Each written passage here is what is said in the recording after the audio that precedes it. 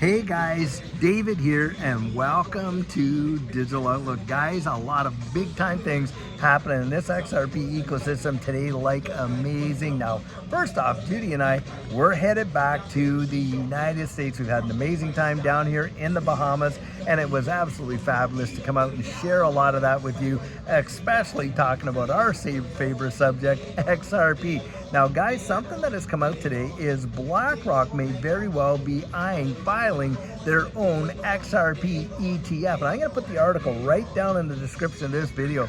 This is a massive, massive deal. Of course, we know Franklin Templeton just did it. They're sitting there at what, 1.5 trillion asset under management? Well, BlackRock is 11 point some trillion dollars of asset under management. And that just shows you guys the appetite that they are going for in this space. Now, they've come out, apparently the conjecture is that they're going to do it after the lawsuit is settled. Now, we have heard a bunch of big time things, especially from Eleanor Terrett.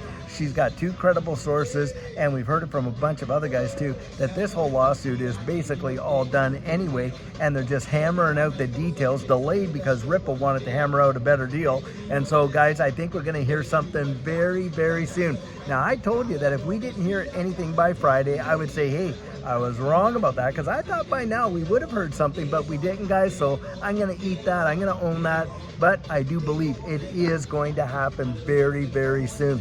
Now, on top of all of that information right there, we know that they are just coming out and they're actually providing clarity for stablecoin legislation here in the United States. Now, having said that, you've got RLUSD out there, and one of the things that they may actually be employing is the clawback in the XRP ledger for RLUSD. And guys, the reason for that is so that they can actually meet a lot of the regulatory, requirements that they're going to have so that, hey, if institutions utilize RLUSD and mistakes are made, they're actually able to kind of go back and correct all those errors and stuff like that. Now, that is a big time deal, because institutions are absolutely required. Their fiduciary responsibility requires them to actually have that kind of functionality. And so that one right there is big, big, big, and it is coming down and it's happening really fast. Now, having said that, do I think that we're going to see a big challenge there with USDT? I do, because look, right now they cannot fulfill all the requirements of the micro rules, and a lot of exchanges have been delisting USDT for that fact, and RLUSD has gone out there and been able to actually chomp a big bite out of that marketplace. Well, with FIT21 coming in there, where you're talking about financial innovation and technology for the 21st Century Act, I mean, come on, what a mouthful that is. Needless to say, a lot of folks are thinking that USDT is not going to be able to actually go out there and fulfill those requirements either. And that just opens the door for RLUSD major adoption. And we know that they've already been actually gaining some big time ground. And that is absolutely fantastic news for the XRP ledger, guys, because RLUSD is going to provide liquidity for XRP and the trading pairs that will be traded in that, all operating, guys, on the XRP ledger. That is a massive, massive deal. Do not discount it.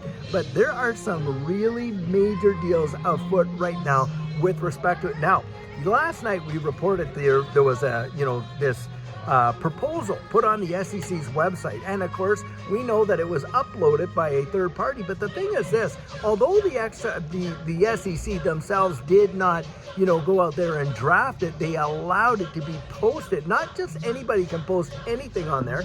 If they like what the proposal is, then they can throw that down there. And this proposal is coming out and saying, hey, utilizing XRP as a strategic reserve.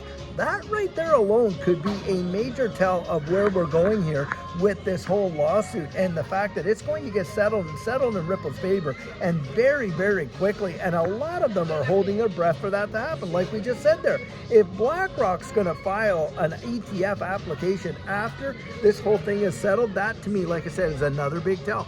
All these things, guys, they're lining up. Things that you and I have been waiting for years are actually coming to fruition. I mean, they got rid of the SAB 121 rule, and the SAB 121 rule rule basically said that banks could not go out there and custody or interact with digital assets for their clients. Well, now that's gone, guys. Can you imagine what the infrastructure could be just in the next short little while here, where we could literally see major big time banks going out there and custodying these assets for you and I, perhaps offering us staking rewards because they want to be incentivized because they're actually out there doing it with so many others. Now, guys, kind of noisy in the airport here, so I wanted to just get out there and do a really quick, short update. But later on tonight, we are going to have a major good time, big time video for you, helping you to just kind of navigate what's all going on in this space. That is for sure. Judy and I, we're doing it ourselves, reading as much as we possibly can and getting ourselves ready for what's coming in these next moves, which I think is going to be absolutely massive, massive, massive. So guys, I'll tell you what, until later on today, I sure hope you're having a fabulous one, and take care.